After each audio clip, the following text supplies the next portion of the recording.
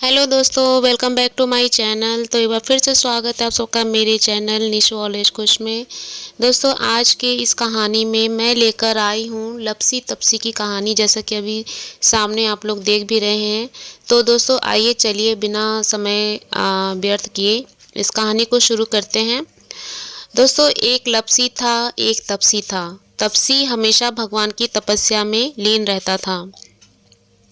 लपसी रोजाना सवा सेर की लपसी बनाकर भगवान का भोग लगाकर जिम लेता था। एक दिन दोनों लड़ने लगे। तपसी बोला, मैं रोज भगवान की तपस्या करता हूँ, इसीलिए मैं बड़ा हूँ।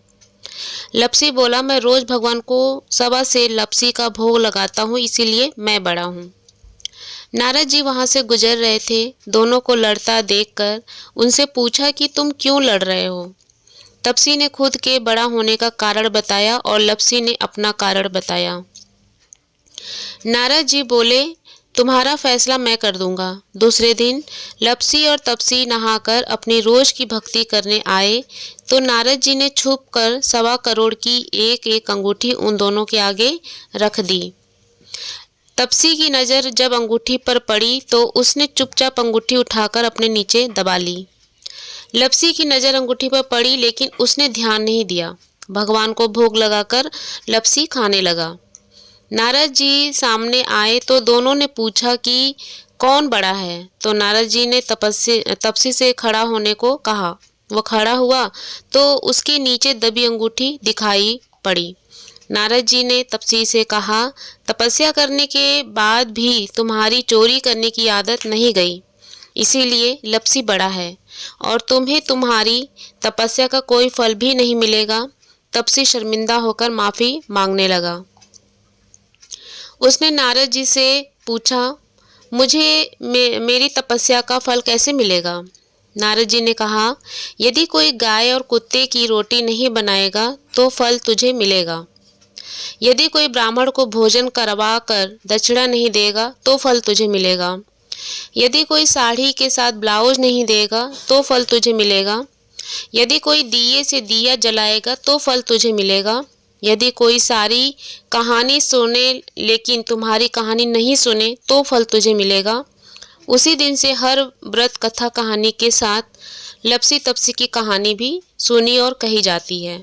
दोस्तों, यह छोटी सी कहानी थी और कहानी के इस संग्रह में आगे और चलते हैं, देखते हैं और कौन सी कहानी है जो मैं लेकर आई हूँ। तो बढ़ते हैं दोस्तों दूसरी कहानी की तरफ। और दूसरी जो कहानी है वो है अंधी बुढ़िया और गणेश जी की कहानी।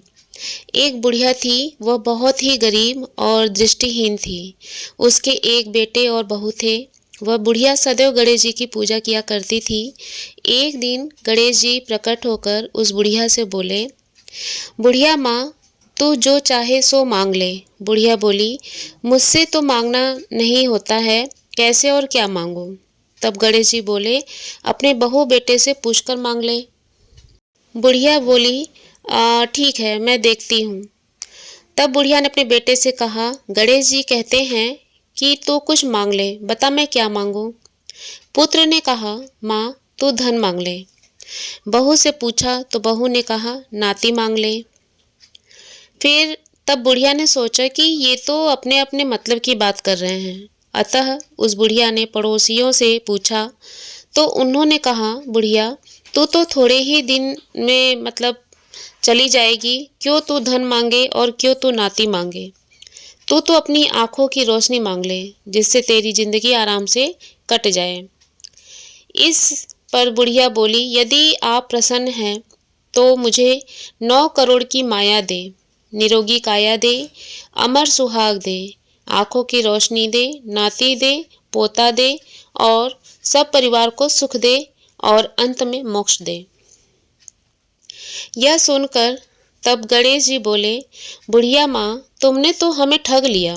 फिर भी जो तूने मांगा है वचन के अनुसार सब तुझे मिलेगा। और यह कहकर गणेश जी अंतर्धान हो गए। उधर बुढ़िया माँ ने जो कुछ मांगा वह सब कुछ मिल गया और गणेश जी महाराज जैसे बुढ़िया पर अपनी कृपा बनाए हैं वैसे ही सबको दें। यही थी कहानी दोस्तों, छोटी सी कहानी। अब आइए तीसरी कहानी की ओर बढ़ते हैं। दोस्तों, हमें अपने अंदर बैठे ईश्वरीय अंश की काम, क्रोध, लोभ, मोह और अहंकार रूपी जो भी बुराइयां हैं उनसे रक्षा करनी चाहिए खुद की। उसी से जुड़ी हुई ये तीसरी कहानी है। एक गांव में एक बूढ़ी माई रहती थी। माई का आगे पीछे कोई नहीं था, इसीलिए बूढ़ी माई बेचारी अकेली रहती थी। एक दिन उस गांव में एक साधु आया। बूढ़ी माई ने साधु का बहुत ही प्रेम पूर्वक आदर सत्कार किया। जब साधु जाने लगा तो बूढ़ी माई ने कहा, महात्मा जी, आप तो ईश्वर के परम भक्त हैं। कृपा करके मुझे ऐसा आशीर्वाद दीजिए जिससे मेरा अकेलापन दूर हो जाए। अकेले रह रहकर अब मैं ऊब चुकी हूँ। साधु ने मुस्कुराते हुए अपनी झोली में से बाल गोपाल की एक मूर्ति निकाली और बुढ़िया को देते हुए कहा, माई, ये लो, आपका बालक है। इसका अपने बच्चे की तरह प्रेम पूर्वक लालन पालन करती रहना। बुढ़िया माई बड़े लाड़ प्यार से ठाकुर जी का लालन पालन करने लगी। एक दिन गांव के कुछ शरारती बच्चों ने देखा कि माई मूर्ति को अपने बच्चे की तरह लाड़ प्यार कर रही है। नटखट बच्चों को माई से हंसी मजाक करने की सूझी। उन्होंने माई से कहा, अरे मैया सुन, आज गांव में जंगल से एक भेड़िया घुस आया है और जो छोटे बच्चों को उठाकर ले जाता है और मारकर खा जाता है। तू अपने लाल का ख्याल रखना, कहीं भेड़िया इसे उठाकर ना ले जाए। बुढ़िया माई ने अपने बाल गोपाल को उसी समय कुटिया से में विराजमान किया और स्वयं लाठी लेकर दरवाजे पर पहरा लगाने के लिए बैठ गई। अपने लाल को भेड़िए से बचाने के लिए बुढ़िया माई भूखी प्यासी दरवाजे पर पहरा देती रही। पहरा देते देते एक दिन बीता, फिर दूसरा, तीसरा, चौथा और पांचवा दिन बीत गया।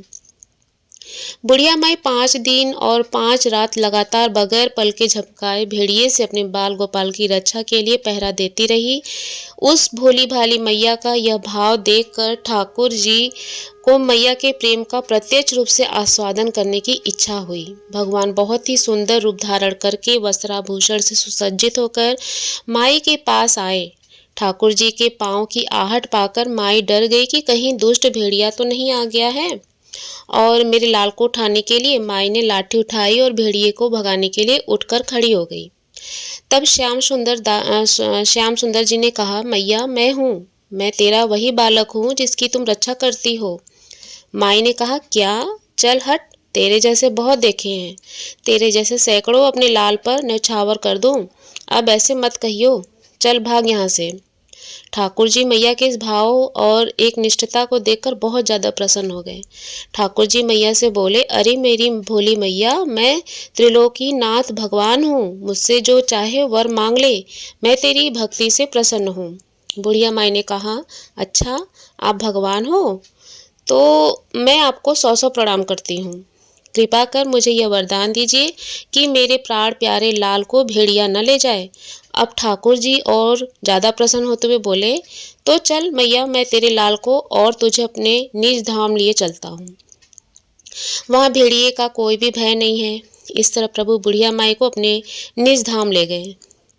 दोस्तों, इस कहानी से हमें यह सीख मिलती है कि हमें अपने अंदर बैठे ईश्वरीय अंश की काम, क्रोध, लोभ, मोह, जो भी बुराई हैं, उन सब से हमको दूर रहना चाहिए।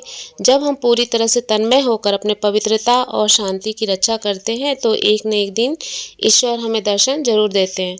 तो बस दोस्तों, आज के लिए इतना ही। मिलते हैं अपनी एक नई कहानी के साथ। तब तक के लिए बाय बाय।